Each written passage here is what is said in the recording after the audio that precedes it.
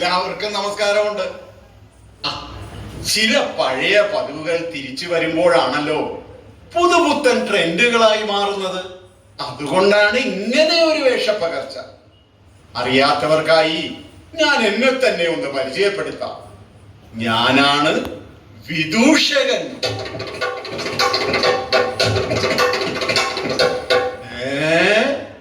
കേട്ടിട്ടില്ലേ? അയ്യോ, അത് വലിയ കഷ്ടം തന്നെ.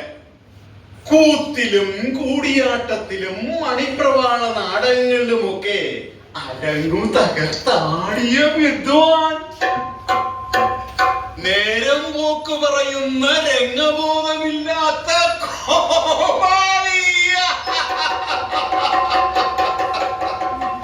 വിദ്യാസുരനായി നാടും നാട്ടാരും വിലയിരുത്തിയപ്പോഴും നീറിപ്പിടിക്കുന്ന നേരുകൾ മാത്രം സംസാരിച്ച അതേ വിദൂഷകൻ. അല്ലെങ്കിൽ വേണ്ട, എന്തിന് ഞാൻ എന്നെ തന്നെ പുകഴ്ത്തുന്നു? ഞാൻ വെറും ഒരു കോമാളി, അത്രയും മനസ്സിലാക്കിയാൽ മതി തൽക്കാലം. അല്ലേ, എന്നെ കുറിച്ച് പറയാനല്ലല്ലോ ഞാനിവിടെ വന്നത്. അത് കേൾക്കാനല്ലല്ലോ നിങ്ങൾ ഇവിടെ വന്നത്. അല്ല, നിങ്ങൾ എന്തിനാ വന്നത്? ചേട്ടാ, അത് പറയാനാണല്ലോ ഞാനിവിടെ വന്നത്. ശരി ശരി, വാങ്ങിയ കൂലിക്ക് പണിയെടുക്കാതെ വയ്യ. വിഷയത്തിലേക്ക് വരാം.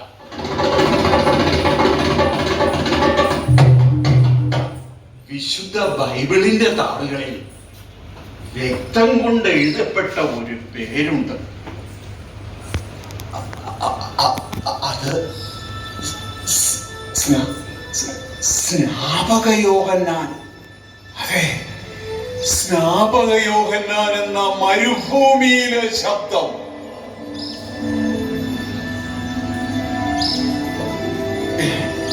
സ്നാപകന്റെ ചരിത്രം നാടകമാക്കുന്നുവെന്നോ?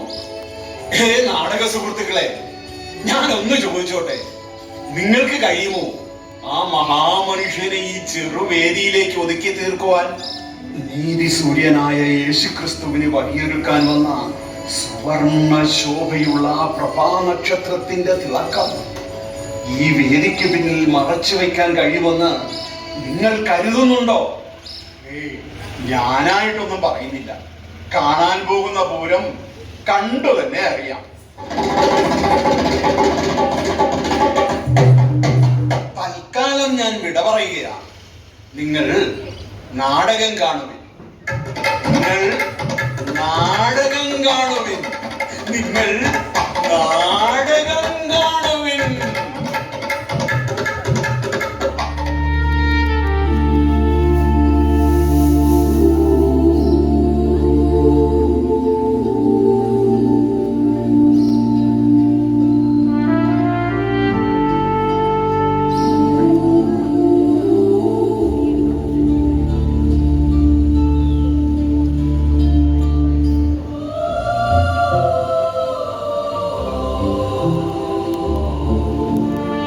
നീതിമാനും സർവശക്തനായ ദൈവത്തിന്റെ പുരോഹിതനുമായ സഖറിയ, ഞാൻ നിനക്ക് വന്ദനം അറിയിക്കുന്നു.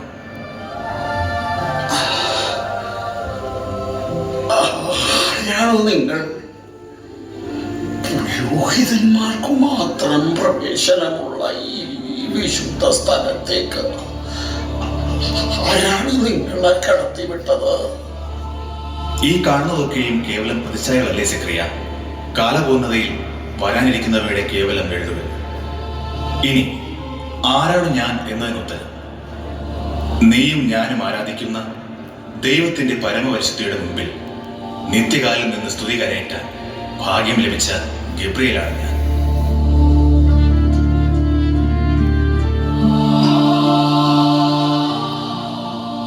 ദൈവികമായ പദ്ധതികൾ നിനക്ക് വെളിപ്പെടുത്താൻ ഞാനിതാ നിയുക്തനായിരിക്കുന്നു.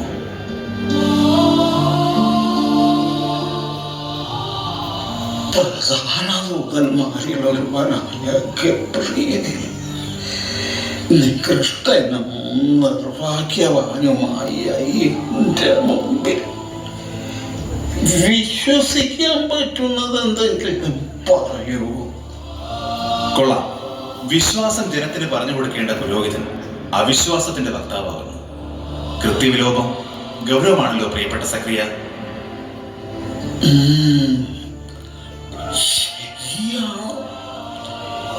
വിശ്വാസമെന്ന മൂന്നക്ഷരം എന്റെ ഉള്ളിൽ ദുർബലമായി മാറിക്കൊണ്ടിരിക്കുന്നു.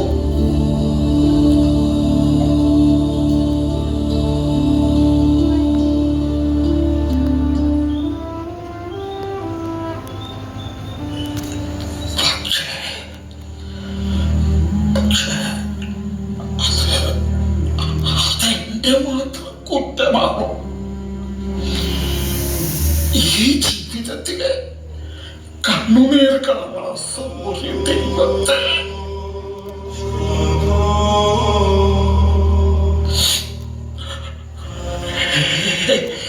ഇല്ല,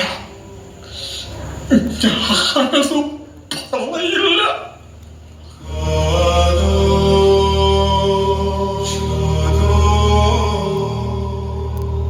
സന്താനങ്ങളില്ലാത്തതിന്റെ ദുഃഖം പ്രതിഷേധം അല്ലേ? എന്താ ഇസ്രായേലിലെ റോന്യ പുരോഹിതന് അതിനും അവകാശമില്ലെന്നാണോ? എന്റെ അരിയും വിട്ടേക്കും. ഒരിക്കൽ പോലും ഈ ദേവാലയത്തിൽ വന്നു എനിക്ക് വേണ്ടി ഞാനൊന്നും അപേക്ഷിച്ചിട്ടില്ല. യുദ്ധവും ക്ഷാമവും വസന്തവും ഒന്നും എന്റെ ജനത്തെ വേട്ടയാടാൻ ഇടവരരുതേ എന്നായിരുന്നു എപ്പോഴും എന്റെ പ്രാർത്ഥനകൾ. പക്ഷേ നിറഞ്ഞ കണ്ണുകളോടെ എന്നും സ്വർഗത്തിലേക്ക് നോക്കി അപേക്ഷിക്കുന്ന ഒരു പാവം സ്ത്രീ എന്റെ വീട്ടിലുണ്ട്. ദൈവത്താൽ ശപിക്കപ്പെട്ടതാണ് അവളുടെ ഉദരമെന്ന് മറ്റുള്ളവർ പരിഹസിക്കുമ്പോൾ മച്ചിയെന്ന് ഒളിഞ്ഞും തെളിഞ്ഞും വിളിക്കുന്നവരെ പേടിച്ച് വീട്ടിനുള്ളിൽ തന്നെ കഴിഞ്ഞുകൂടാൻ ആഗ്രഹിക്കുന്നവൾ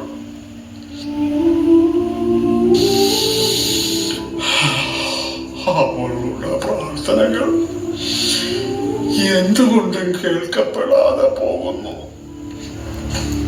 ഒരു പ്രാർത്ഥനയും ദൈവസന്നിധിയിൽ എത്താതെ പോകുന്നില്ല സക്രിയ. യാതൊന്നും അവിടത്തേക്ക് അജ്ഞാതവുമല്ല. കണ്ണീർ കണങ്ങൾക്ക് പോലും കണക്ക് വച്ചിരിക്കുന്ന അലച്ചിലുകളെ എണ്ണുന്ന ദൈവമാണ് അവിടുന്ന്. എങ്കിൽ പിന്നെ എന്തുകൊണ്ട്?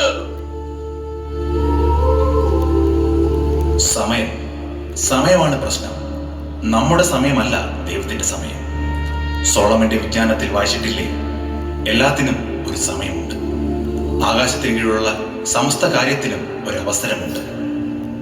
ജനിക്കാൻ ഒരു കാലം, മരിക്കാൻ ഒരു കാലം,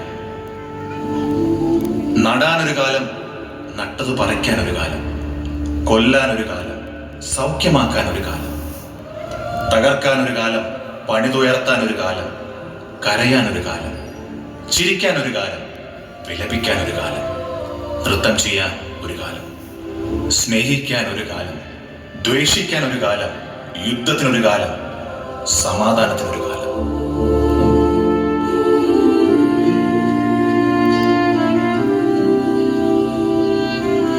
ഈ പറഞ്ഞതിൻ്റെ എല്ലാം ഇരുണ്ട വശം മാത്രമേ എനിക്കുണ്ടായിട്ടുള്ളൂ. ഇനിയൊന്നിനും സമയം അവശേഷിക്കുന്നില്ല. കേവനായ ഒരു പുരോഹിതനും അവളുടെ ഭാര്യയും സന്താനങ്ങളില്ലാതെ മരിക്കാൻ പോകുന്നു.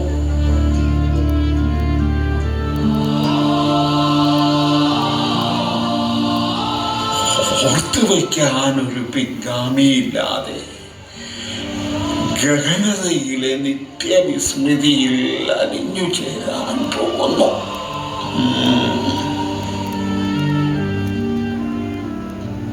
ഇല്ല സക്രിയ, നിനക്കൊരു പിൻഗാമി ഉണ്ടാകും. അവനെ പ്രതി സന്തോഷം അനുഭവിച്ചിട്ടേ നിങ്ങൾ ഇരുവരും കണ്ണടയും. അത് പക്ഷേ നിത്യമായ മറവിയിലേക്കല്ല, ഓർമ്മയിലേക്കാണ്. കാലങ്ങൾക്കുമപ്പുറം നീളുന്ന അനേകം തലമുറകളുടെ ഓർമ്മയിലേക്ക്.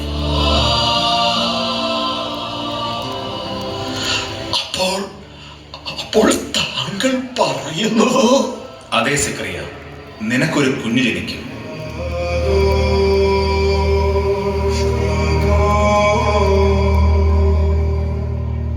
സ്ത്രീകളിൽ നിരിച്ചതിൽ ഇവനേക്കാൾ വലിയവനില്ല എന്ന് പറയപ്പെടാനിരിക്കുന്ന ഒരുവൻ.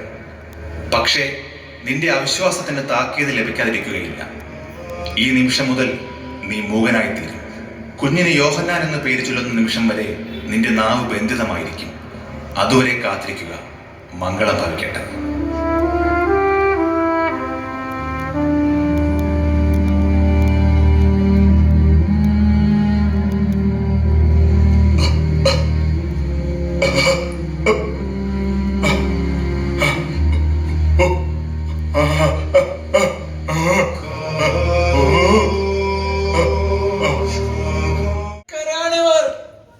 സഖറിയാക്ക് ലഭിച്ച ദർശനത്തിന്റെ ചരിത്രം തരക്കേടില്ലാതെ അവർ പറഞ്ഞു വെച്ചു.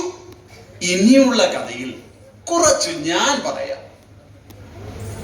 ദൈവദൂതൻ പറഞ്ഞതനുസരിച്ച് എലിസബത്ത് ഗർഭം ധരിച്ചു. തേജസ്വിയായ ഒരു ആൺകുഞ്ഞിനെ അവൾ പ്രസവിക്കുകയും ചെയ്തു. ബാക്കി നമുക്ക് കണ്ടു തന്നെ അറിയാം. എന്താ, അങ്ങനെയല്ലേ?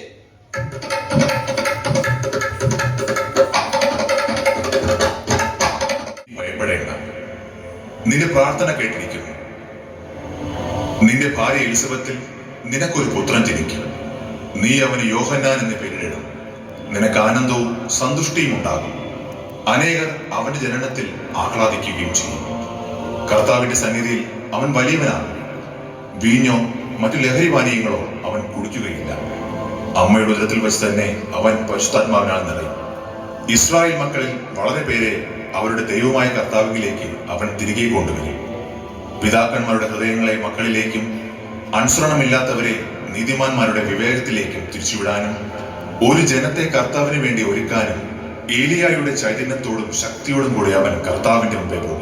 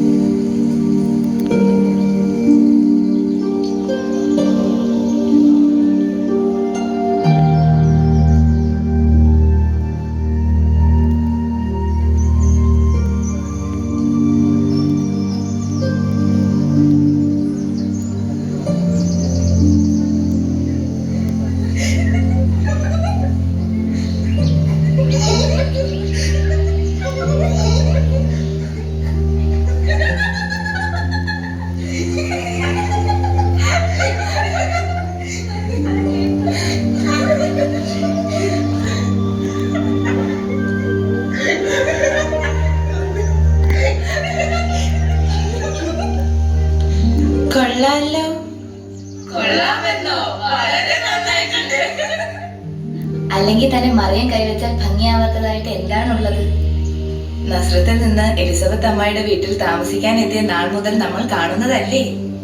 നീ പറയുന്നത് കേട്ടാൽ തോന്നുമല്ലോ അവൾ വന്നിട്ട് നൂറ്റാണ്ടുകളായെന്ന്. കഷ്ടിച്ച് 3 മാസം അത്രയല്ലേ ആയുള്ളൂ.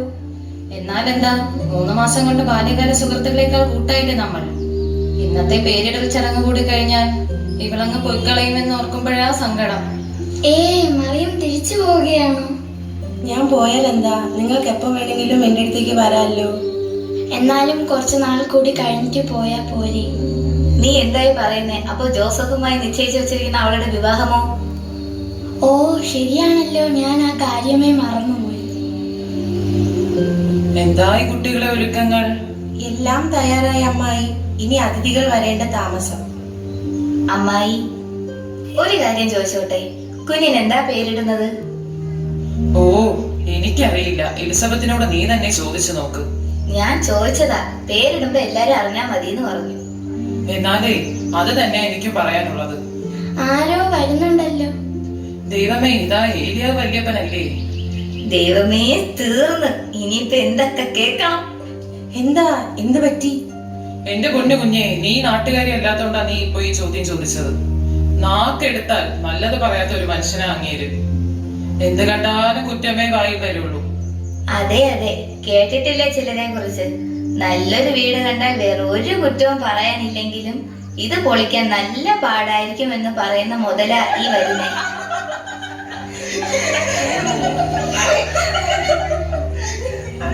മിണ്ടല്ലേ മിണ്ടല്ലേ, ആളിങ്ങെത്തി.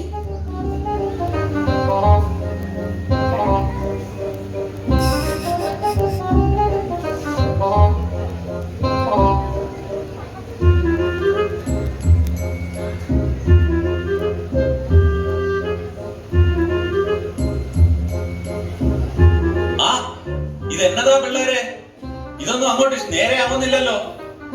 ആ അതെങ്ങനാ? എന്നെ പോലെയുള്ള മുതിർന്നവരൊക്കെ ഇവിടെ ഉള്ളപ്പോൾ എന്തെങ്കിലും ഒന്ന് ചോദിച്ചിട്ടും പറഞ്ഞിട്ടും ചെയ്യണമെന്ന് ആർക്കും ഒരു ചിന്തയുമില്ലല്ലോ. അല്ലയോടാ യോവാവേ? പിള്ളേരല്ലേ വല്യപ്പ ഇതൊക്കെ ചെയ്യുന്നത്, അതിനിടയ്ക്ക് നമ്മൾ എന്തിനാ വെറുതെ? അയ്യോടാ, അങ്ങനെ പിള്ളേർക്ക് തോന്നുന്നത് പോലെയാണോ ഓരോ കാര്യങ്ങൾ ചെയ്യേണ്ടത്? ഓരോന്നിനും അതിൻ്റെതായ ഒരു ചിട്ടയൊക്കെ ഉണ്ട്. ആ ഒന്ന് പറഞ്ഞു കൊടുക്കടാ ഒന്ന്. പറയുന്നതൊക്കെ ശരിയാന്നേ. വല്യപ്പൻ പറയുന്നത് വേണമെന്ന് അവര് ചെയ്തുകൊള്ളൂ. നീ ദാ പൂവ് കണ്ടോ? ആ മഞ്ഞ നിറമുള്ള പൂവ്. ആ കണ്ടു. അത് മാറ്റണോ? മാറ്റുകയൊന്നും വേണ്ട, അത് ലേശ കിഴക്കോട്ടൊന്ന് തിരിച്ചാൽ മതി. ഇപ്പൊ ശരിയായോ വല്യപ്പ? ആ ഇപ്പോൾ ഭംഗിയായി. നോക്കടാ യോവാബേ, നന്നായിട്ടില്ലേന്ന്? ആ നീ ഒരു കാര്യം ചെയ്യ്, ആ സക്രിയായെ എലിസബത്തിനെ ഒന്ന് ഇങ്ങോട്ട് വിളിക്കും. കുഞ്ഞിനെ പേരിടുന്നതിനെ കുറിച്ച് അവർക്ക് വലിയ ധാരണയൊന്നും കാണില്ല.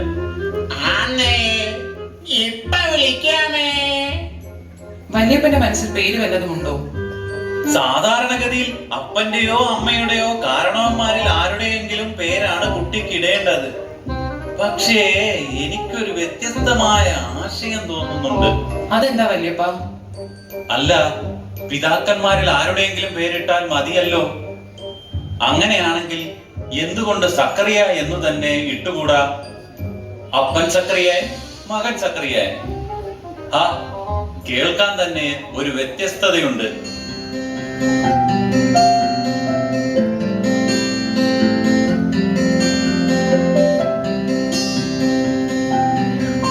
ഏരിയ വാങ്ങണ വന്നിട്ട് കുറച്ചു നേരമായോ? ആ അല്പനേരമായി. ഈ പൂക്കൾ വച്ചതൊന്നും അങ്ങോട്ട് ശരിയായില്ലായിരുന്നു. ഞാൻ അതൊക്കെ ഒന്ന് ശരിയാക്കി എടുത്തു. ആ ഇവിടെ സക്രിയയെ കണ്ടില്ലല്ലോ.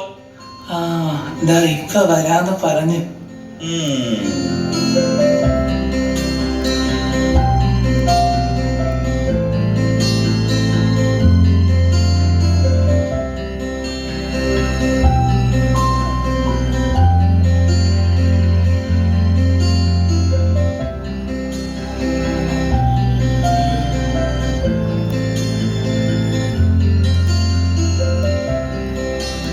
അതെ, അവന്റെ സംസാരശേഷി പോയതിനെ കുറിച്ച് നീ വല്ലതും ചോദിച്ചിരുന്നോ? അല്ല, അറിയാതൊന്നാനും വല്ല ദൈവദൂഷണവും പറഞ്ഞോ എന്ന് അറിയാനാ. യാതൊരു കാരണവുമില്ലാതെ ഒരു മനുഷ്യൻ ഊമയായി മാറുക എന്ന് പറഞ്ഞാൽ, അല്ല അങ്ങനെയൊന്നും സംഭവിച്ചു കൂടായികയില്ല. യോബിനെ പോലെ പരീക്ഷിക്കപ്പെടുന്ന നീതിമാന്മാരും ഉണ്ടെന്നാണല്ലോ വിശുദ്ധ ഗ്രന്ഥങ്ങൾ പറയുന്നത്. ആ സക്കറിയ, ശാലോ.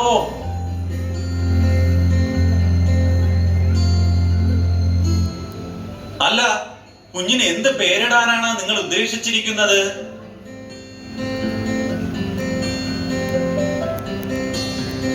ആ വർഷങ്ങളുടെ കാത്തിരിപ്പിന് ശേഷം ദൈവം തന്നതാണ് എനിക്കിവനെ. ദൈവം എന്നോട് കാണിച്ച കരുണയാണ് ഈ കുഞ്ഞ്. ദൈവം കരുണ കാണിച്ചു എന്നർത്ഥമുള്ള യോഹന്നാൻ എന്ന പേര് തന്നെയാണ് ഈ കുഞ്ഞിന് ഏറ്റവും അനുയോജ്യം.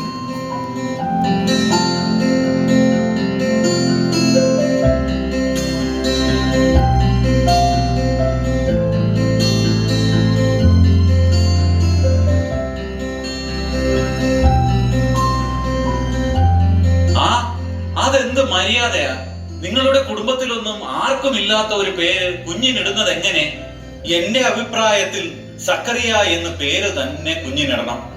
വാർദ്ധക്യത്തിൽ ജനിച്ച കുഞ്ഞല്ലേ, അപ്പന്റെ കാലശേഷം പേര് നിലർത്താൻ ഉചിതമായ പേര് അതുതന്നെയാണ്.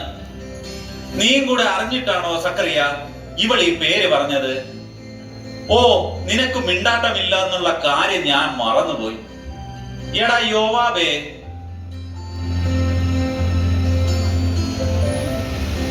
എടാ യോവാബേ, നീ പെട്ടെന്ന് പോയി ഒരു എഴുത്തുപലക കൊണ്ടുവാ. ആന്നേ, ഇപ്പൊ കൊണ്ടുവരാമേ. പെട്ടെന്ന് വേണം.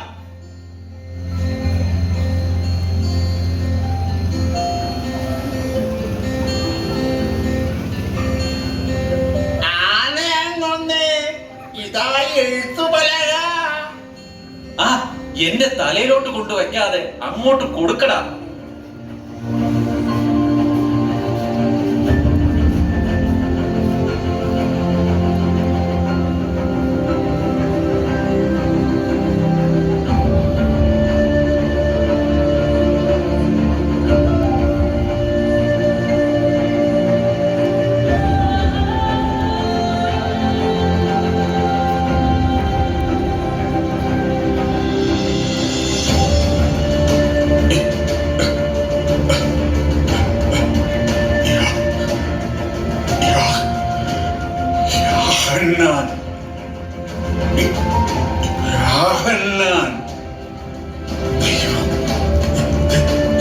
ദൈവം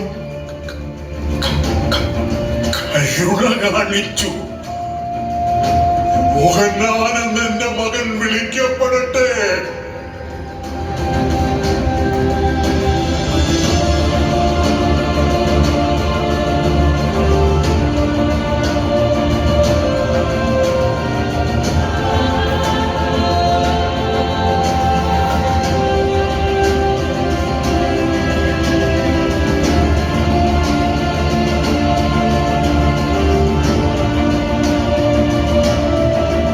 ഇസ്രായേലിന്റെ ദൈവമായ കർത്താവ് വാഴ്ത്തപ്പെട്ടവൻ. അവിടുന്ന് തന്റെ ജനത്തെ സന്ദർശിച്ച് രക്ഷിച്ചു. തന്റെ ദാസനായ ദാവീദിന്റെ ഭവനത്തിൽ നമുക്ക് ശക്തനായ ഒരു രക്ഷകനെ ഉയർത്തി. നീയോ കുഞ്ഞേ അത്യുന്നതന്റെ പ്രവാചകൻ എന്ന് വിളിക്കപ്പെടും. കർത്താവിന് വഴിയൊരുക്കുവാൻ അവിടുത്തെ മുമ്പേ നീ പോകും. അവിടുത്തെ മുമ്പേ നീ പോകും. നീ കർത്താവിന് വഴിയൊരുക്കുന്നവൻ. കർത്താവിന് വഴിയൊരുക്കുന്നവൻ.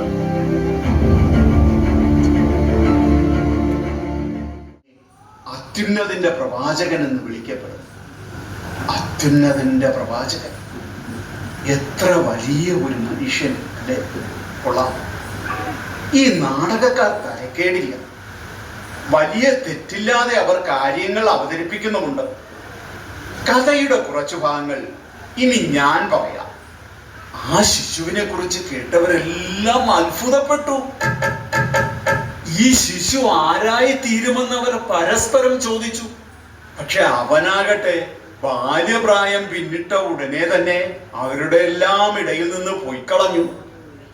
വീഞ്ഞോ മറ്റു ലഹരി പാനീയങ്ങളോ കുടിക്കാതെ മരുഭൂമിയുടെ വിജനതയിൽ കിട്ടുന്നത് മാത്രം ഭക്ഷിച്ച് മഹാതാപസനായി അവൻ വളർന്നു വന്നു. കാലത്തിന്റെ പൂർണ്ണതയിൽ മരുഭൂമിയിലെ ശബ്ദമായി അവൻ ജനത്തിന് വെളിപ്പെട്ടു. അതെ, മരുഭൂമിയിലെ ശബ്ദമായി അവൻ വെളിപ്പെട്ടു.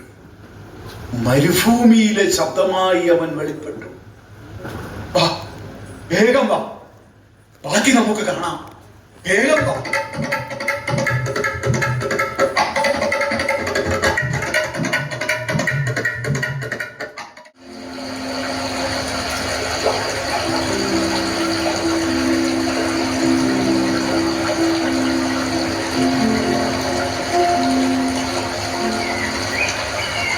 Journalism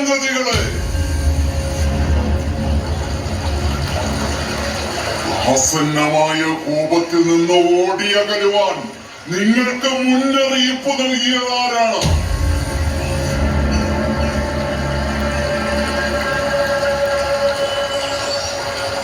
വഞ്ചിച്ചും വഞ്ചിക്കപ്പെട്ടിട്ടും നാശത്തിലേക്ക് നിങ്ങളെ തന്നെ നയിക്കുന്നതിനിടയിൽ ദൈവസ്വരം കേൾക്കാൻ ആരാണ് നിങ്ങളെ ഒരുക്കിയത്?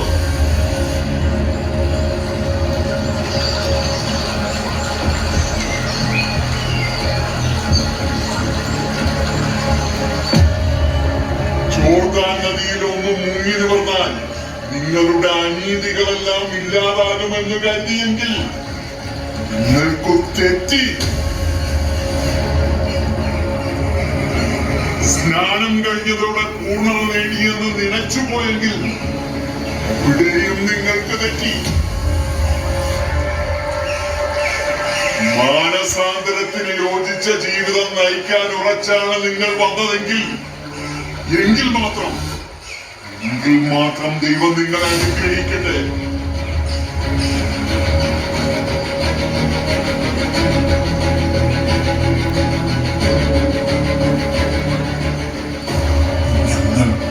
ഞങ്ങൾ എന്തു ചെയ്യണമെന്നാണ് താങ്കൾ പറഞ്ഞു വരുന്നത്? എന്ത് ചെയ്യണമെന്നോ?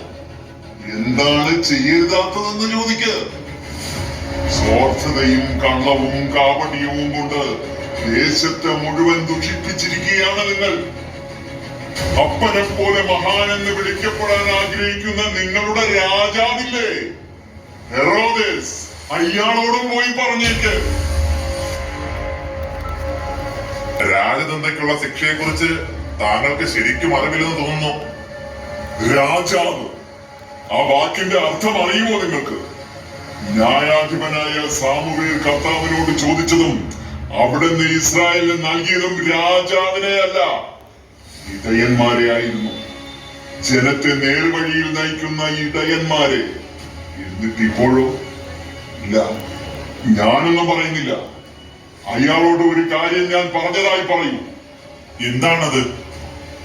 സ്വന്തം സഹോദരനായ ഫിലിപ്പിന്റെ ഭാര്യയെ സ്വന്തമാക്കാനായി അയാൾ കളിച്ച നികൃഷ്ടമായ കളികൾ എല്ലാവർക്കും അറിയാമെന്നും ഈ മ്ലേച്ഛമായ പ്രവൃത്തികൾ ദൈവകൽപ്പനയ്ക്ക് എതിരാണെന്നും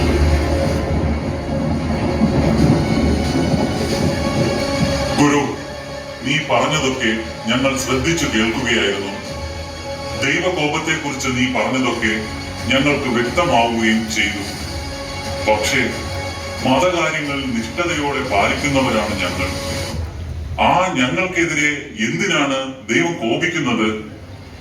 മതകാര്യങ്ങളിലെ നിഷ്ഠയല്ലേ, ആത്മാവ് നഷ്ടപ്പെട്ട കേവലം ആചാരാനുഷ്ഠാനങ്ങൾ, ദൈവം പടിയിറങ്ങിപ്പോയ ആരാധനകൾ. അതാണ് നിങ്ങൾ അനുഷ്ഠിക്കുന്നത്. ഞങ്ങൾ എന്ത് വേണമെന്നാണ് താങ്കൾ പറയുന്നത്? ദൈവം മോശ വഴി നൽകിയതും പൂർവ്വപിതാക്കന്മാർ ജീവൻ ബലി കൊടുത്തു പോലും അല്ല, അവയുടെ അർത്ഥം ഗ്രഹിക്കണമെന്ന്, ആദ്യ നിർമ്മലതയിലേക്ക് മടങ്ങണമെന്ന്. അതാണ് ഞാൻ ആവശ്യപ്പെടുന്നത്. നിങ്ങൾ അർത്ഥമറിയാതെ അനുഷ്ഠിച്ചു കൂട്ടുന്ന യാതൊരു ആചാരവും നിങ്ങൾക്ക് പ്രയോജനം ചെയ്യാൻ പോകുന്നില്ല എന്ന് തിരിച്ചറിയൂ. ശരി, നിങ്ങൾ തന്നെ പറയൂ, ഞങ്ങൾ എന്താണ് വേണ്ടത്? അതനുസരിച്ച് പ്രവർത്തിക്കാൻ ഞങ്ങൾ തയ്യാറാണ്. അർപ്പിക്കുന്നവന്റെ അന്തരംഗത്തിൽ അനീതിയാണെങ്കിൽ സുരഭില കാഴ്ചകളും ഹോമയാഗങ്ങളും ദൈവം സ്വീകരിക്കയില്ലെന്ന് നിങ്ങൾ തിരിച്ചറിയണം. ദൈവത്തിന് ധാന്യബലികൾ അർപ്പിക്കുന്നതിനോടൊപ്പം അന്നമില്ലാത്ത ദരിദ്രർക്ക് പങ്കുവെക്കുന്നത് കൂടിയാകണം. നീതിമാനായ തോബിത്തിന്റെ ഗ്രന്ഥത്തിൽ നിങ്ങൾ വായിച്ചിട്ടില്ലേ? ഉപവാസം, ദാനധർമ്മം, നീതി എന്നിവയോട് കൂടിയാകുമ്പോൾ പ്രാർത്ഥന നല്ലതാണ്. പക്ഷെ ഗുരു, ഒന്ന് ചോദിക്കട്ടെ, ലോകം മുഴുവൻ തിന്മ കൊണ്ട് നിറഞ്ഞിരിക്കുമ്പോൾ നീതി മാത്രം പ്രവർത്തിക്കാൻ ആർക്കെങ്കിലും സാധിക്കുമോ? മടയത്തരം പറയാതിരിക്കൂ. എന്താണ് ലോകം? ഞാനും നീയും ഈ വന്നുകൂടിയിരിക്കുന്ന ജനങ്ങളും എല്ലാം ചേരുന്നതാണ് ലോകം. എന്റെയും നിന്റെയും പാപമാണ് ലോകത്തിന്റെ പാപം. ഞാൻ മാത്രം നീതി പ്രവർത്തിച്ചാൽ പോലും അത്ര കണ്ട അനീതി ലോകത്തിൽ ഇല്ലാതാകുന്നു എന്ന് മറക്കരുത്. ഭരണാധികാരികളും നേതാക്കളും പോലും പാപപങ്കിലമായ ജീവിതമാണ് നയിക്കുന്നത്. സാധുക്കളായ ഞങ്ങൾ എന്തു ചെയ്യും? രാജാവ് ദുഷ്കർമ്മിയാണ്. നേതാക്കന്മാർ അനീതിയുടെ മാർഗത്തിലാണ്. പുരോഹിതന്മാർ ഇടർച്ചയുടെ പാതയിൽ മുന്നേറുകയാണ്. ശരിയാണ്, അതില്ലാത്തതാണ്. പക്ഷെ ഇതൊന്നും എനിക്കും നിനക്കും അനീതി പ്രവർത്തിക്കാനുള്ള അധികാര പത്രമല്ല എന്ന് മനസ്സിലാക്കുക. അത് ശരിയാ. ഇവൻ തന്നെയാണോ ഇസ്രായേലിന്റെ വിമോചകൻ? ഇവൻ രാജാവാകുമോ? ആർക്കറിയാം. ദാവീദിന്റെ സിംഹാസനം വീണ്ടും സ്ഥാപിക്കും. ഗുരു നോക്കൂ, എല്ലാവരും അവന്റെ പിന്നാലെ പോവുകയാണ്. അത് തന്നെയാണ് വേണ്ടത്. നിങ്ങളും പോവുക, അവനെ അനുഗമിക്കുക, അവനോടൊപ്പം വസിച്ച് അവന്റെ ശിഷ്യരായി തീരുക. അവനാണ് മശിഹ. അവന് വഴിയൊരുക്കുക മാത്രമായിരുന്നു എന്റെ ദൗത്യം. അവൻ വളരുകയും ഞാൻ കുറയുകയും വേണം.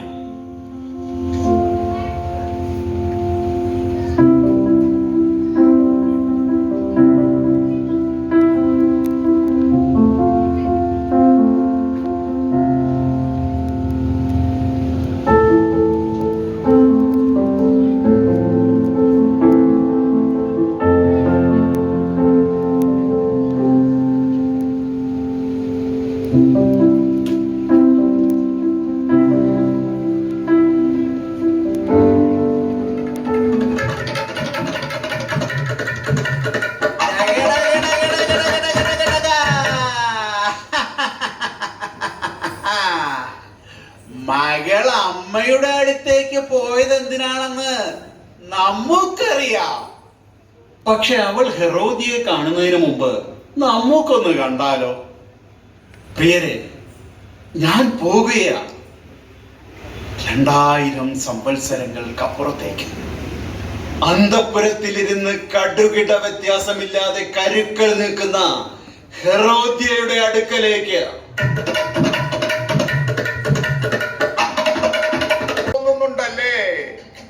വീഞ്ഞു കുടിച്ചതൊരൽപ്പം കൂടി പോയി എന്നല്ലേ ഇപ്പൊ ചിന്തിക്കുന്നത്? സംശയിക്കണ്ട, കാണുന്നതെല്ലാം യാഥാർത്ഥ്യം തന്നെയാണ്.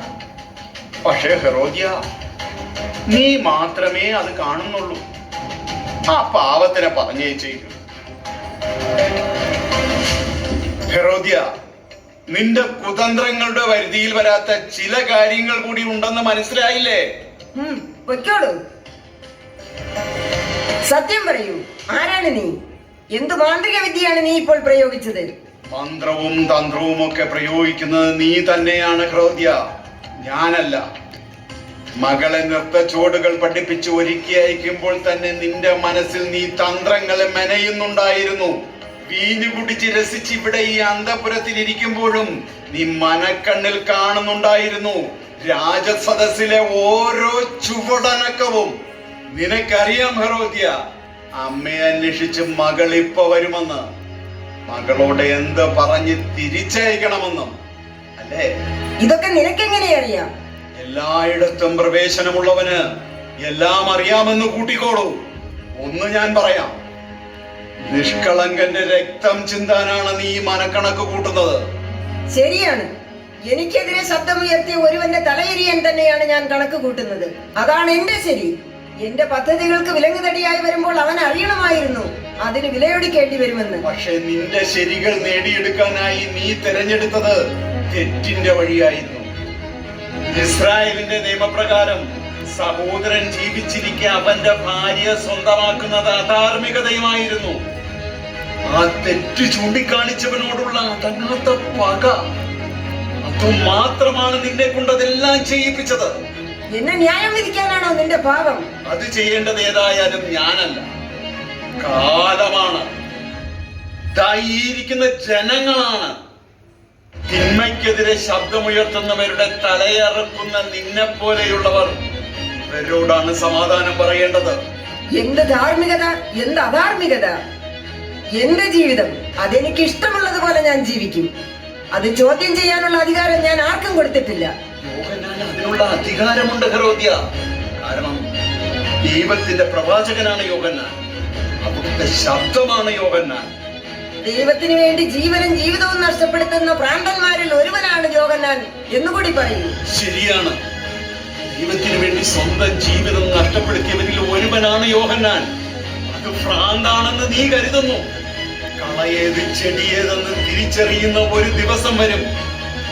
അന്നോ നീ തിരിച്ചറിയും ഈ ഭ്രാന്തിന്റെ മഹത്വം. ശരി, ഞാൻ കാത്തിരിക്കാം. കാത്തിരുന്നേ മതിയാവൂ ഹെറോദ്യ.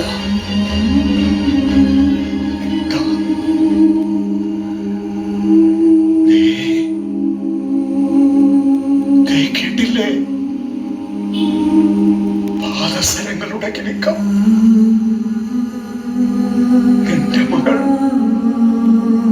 എന്റെ മകൾ വരികയാണ്. അമ്മയ്ക്കിഷ്ടപ്പെടുന്ന സമ്മാനം ഒരു നിഷ്കളങ്കന്റെ ശിരസ് തന്നെ എന്ന് ഉറപ്പിക്കാം.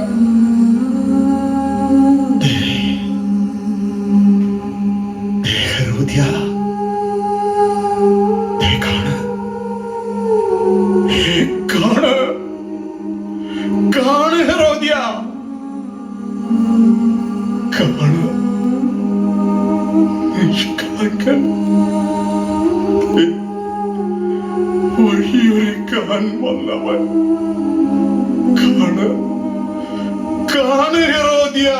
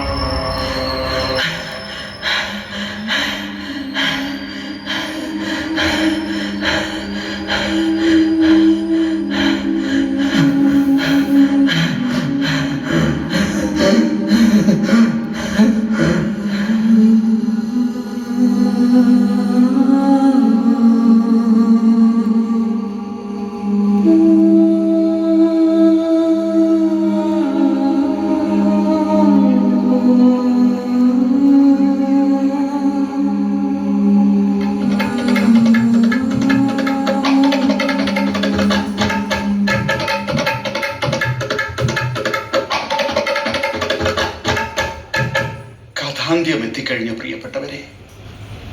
ദൈവം തന്നെ ഏൽപ്പിച്ച ദൗത്യം പൂർത്തിയാക്കാൻ ജീവൻ പോലും ബലി കൊടുത്തവനാണ് യോഹന്നാൻ.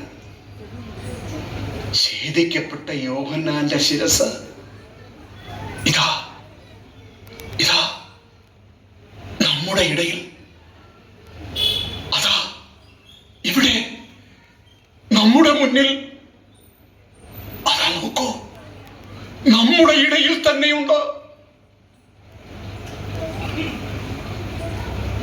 രക്തമിറ്റ് വീഴുന്ന ആ ശിരസ് എന്നെയും നിങ്ങളെയും വെല്ലുവിളിക്കുകയാണ്. അധാർമികതയ്ക്കെതിരെ വിരൽ ചൂണ്ടുവാൻ, നന്മയുടെ ദൈവത്തിന്റെ ശബ്ദമാകാൻ നാടകം അവസാനിച്ചു കഴിഞ്ഞു. എന്റെ ദൗത്യവും പൂർത്തിയായി. ഇനി ഞാൻ മടങ്ങട്ടെ.